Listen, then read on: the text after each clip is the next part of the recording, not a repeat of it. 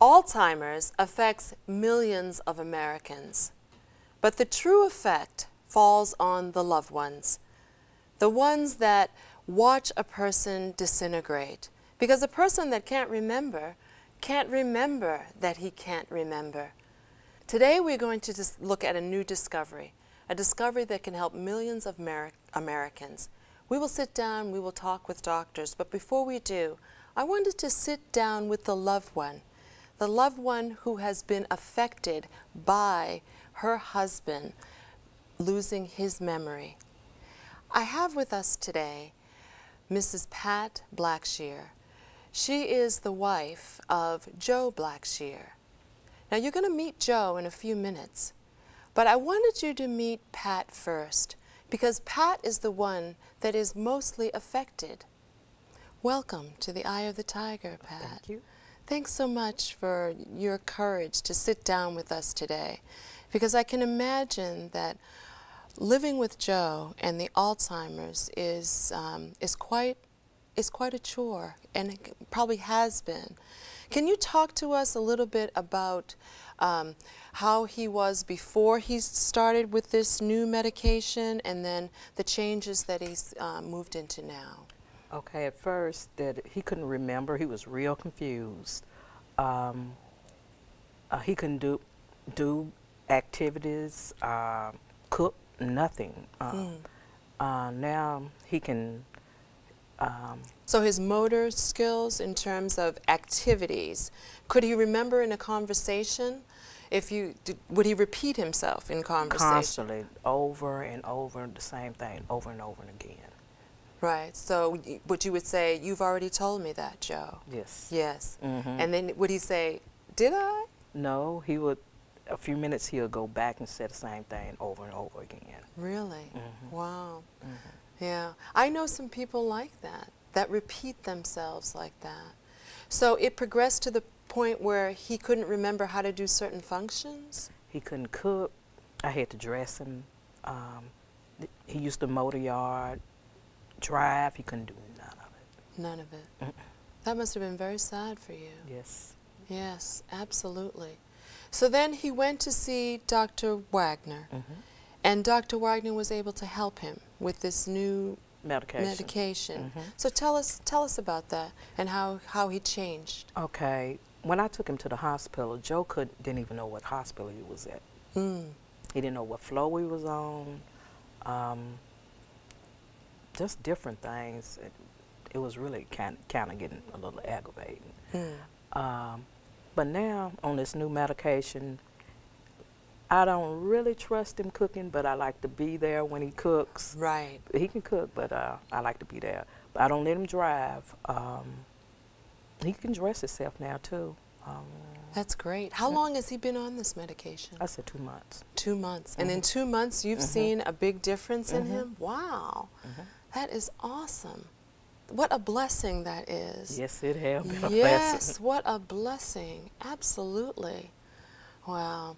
You know, I can't say how happy I am for you that you have taken him to Dr. Wagner, and with Dr. Brinkley's help, that he has come back to himself. Mm-hmm. Wow. You know, thank you so much for sitting and talking with us. And thank Dr. Wagner and Dr. Yes, yes, 'cause, yeah, absolutely. So in a minute, you're going to get a chance to meet Joe and Dr. Wagner and Dr. Brinkley. You stay tuned. I want to transform the nation. I want to impact the world, but I don't know how. I'll start here. Yeah, here.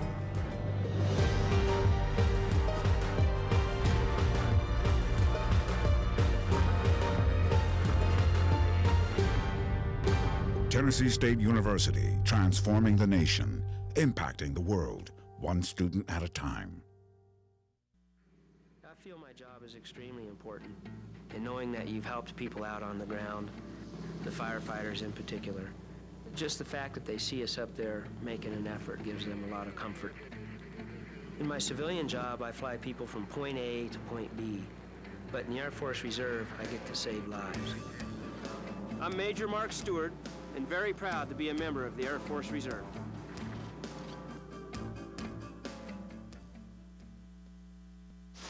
So, are you going out tonight? I can't. My parents say I have to be home right after work.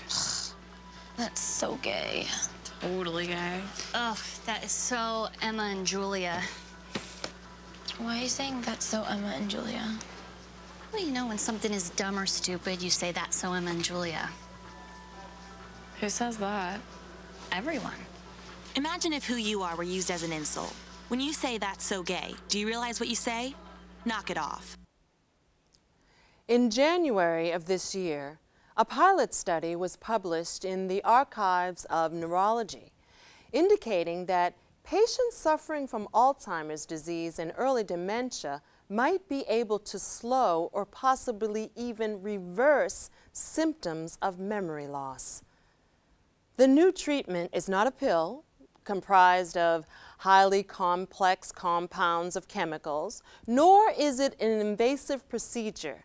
It does not present the patient with significant risks, nor does it have side effects more serious than the occasionally runny nose.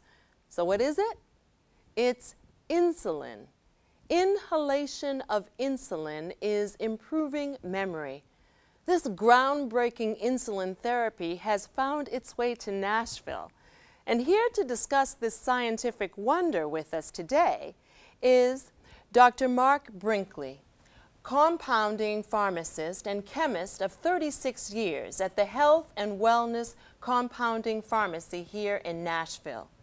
Dr. Martin Wagner, practicing neurologist in Hendersonville for over 25 years and clinical professor at Vanderbilt University. Also with us is Mr. Joe Blackshear, a patient currently receiving this new and promising treatment. Welcome. Welcome, Dr. Wagner. Thank you. All of you. This is awesome. It is cutting edge. 5.4 million people in America have Alzheimer's.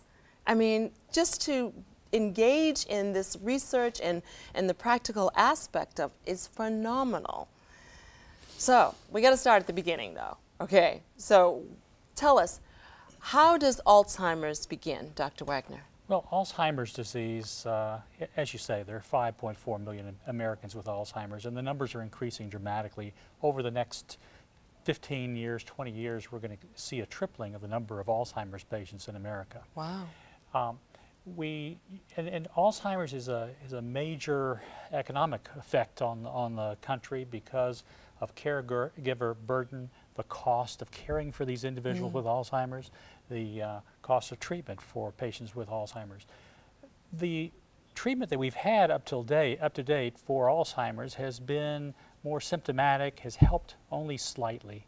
And patients begin with a bit of confusion, some memory difficulties, inability to recall things that they knew before, or inability to learn new information. And in addition to that, by itself, memory by itself, is not sufficient to make the diagnosis of Alzheimer's. The patient has to have at least one of another series of problems. It could be aphasia, where they have difficulty with language, communication by language, or they would have difficulty with agnosia, where they can't recognize things by their vision or by hearing or by feeling, things that they could recognize before. Or apraxia, where they cannot conduct things, they can't carry out a motor task, brushing their teeth, combing their hair, maybe dressing themselves, if they get their sleeve turned wrong side out, or higher executive functioning. And the higher executive functioning are things such as planning, organizing, sequencing, and abstraction. So that's how clinically Alzheimer's presents comes into play, yes. right. And it's a progressive condition. It's a gradually progressive disorder. What's the difference between Alzheimer's and dementia? Well, dementia is a broad, it's like saying, what's the difference between furniture and a chair? Chair is one type of furniture. Alzheimer's is one type of dementia. 55% of all dementia in the United States is a result of Alzheimer's disease. The the other 45% is a mixture. The second most common type is what's called Lewy body dementia, or dementia with Parkinson's disease. Half of all patients with Parkinson's disease eventually develop dementia. And then the third most common is vascular dementia due to multiple strokes. Now, in Alzheimer's, I have some cards here. Yes. Would you like to see this? Yes, we would love to see those. These represent the, this is the amyloid, beta amyloid, which is found deposited in the brains of patients with Alzheimer's disease. And this is magnified many times. It's magnified about 1,000 times. But this is an insoluble substance deposited in the brain, starts in a certain area of the brain called the hippocampus, which is unfortunately the area of memory formation and storage. Right. And accompanying that, those are also what's called neurofibrillary tangles. And these are actually within the neuron itself, within the nerve cell. The plaques were outside the neurons. These tangles are inside. And I have also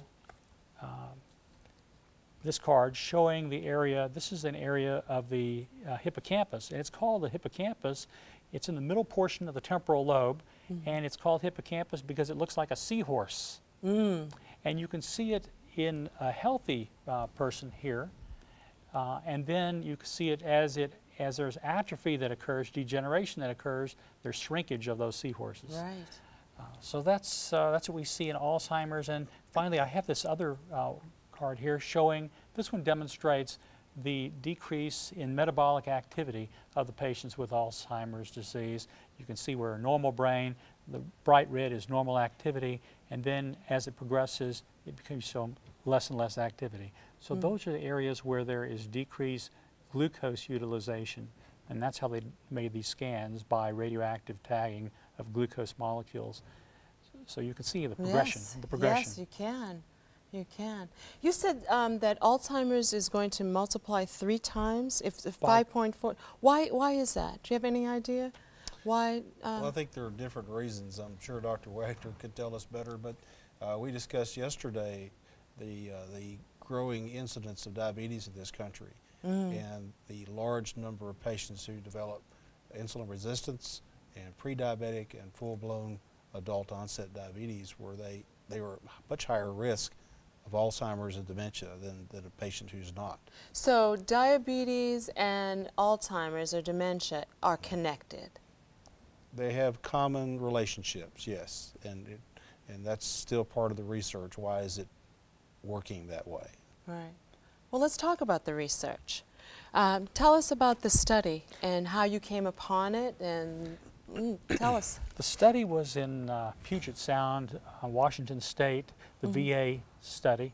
There were 104 patients that were studied, and they were divided into either one group which received placebo, which was the salt water.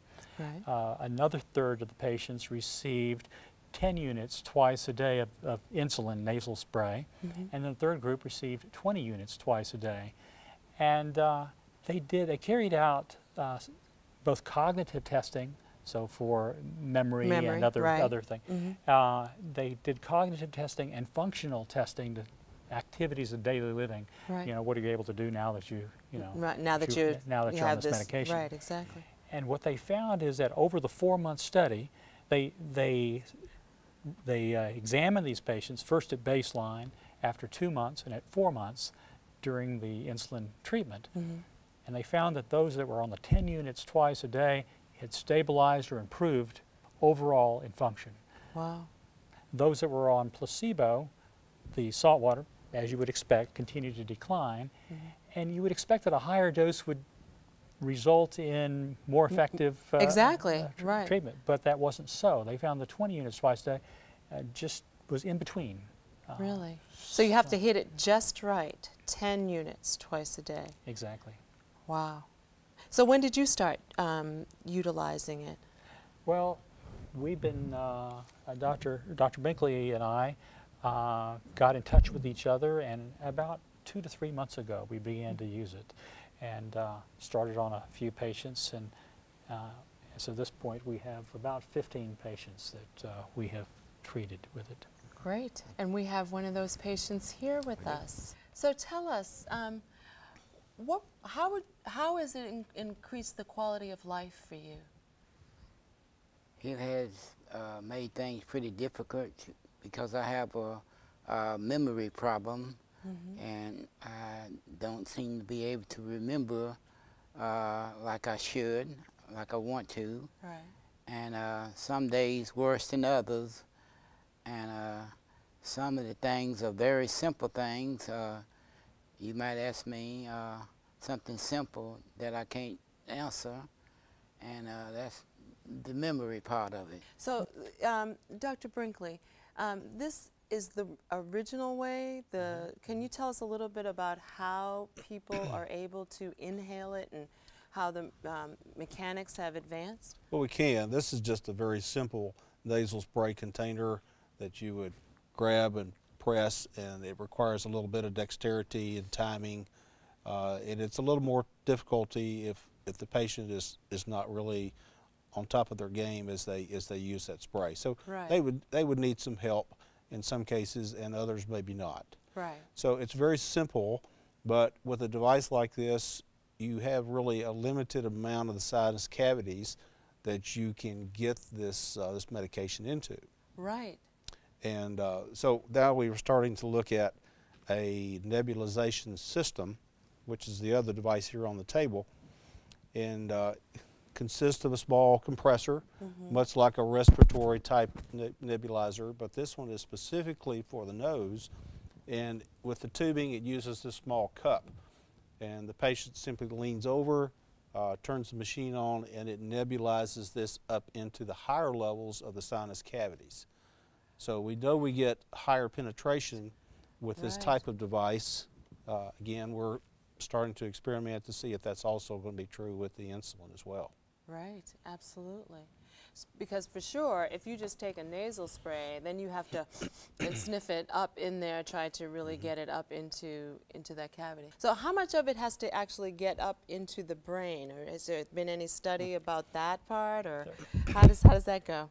There has not been a study showing what % of it actually makes its way to the brain. But we do know that it makes its way to the brain by way of the nerves, through the trigeminal nerves, which supply sensation to the inner portion of the nose and to the sinuses, and by way of the olfactory nerves, which provide the sense of smell. And that goes directly to the brain. Now, in this study in Washington, none of the patients dropped out due to hypoglycemia. There were no drops in blood glucose level of any significance, so no one dropped out due to that. Most of it is finding its way to the brain. To the brain. And that's important because we found that patients who have Alzheimer's disease are deficient in insulin in the brain.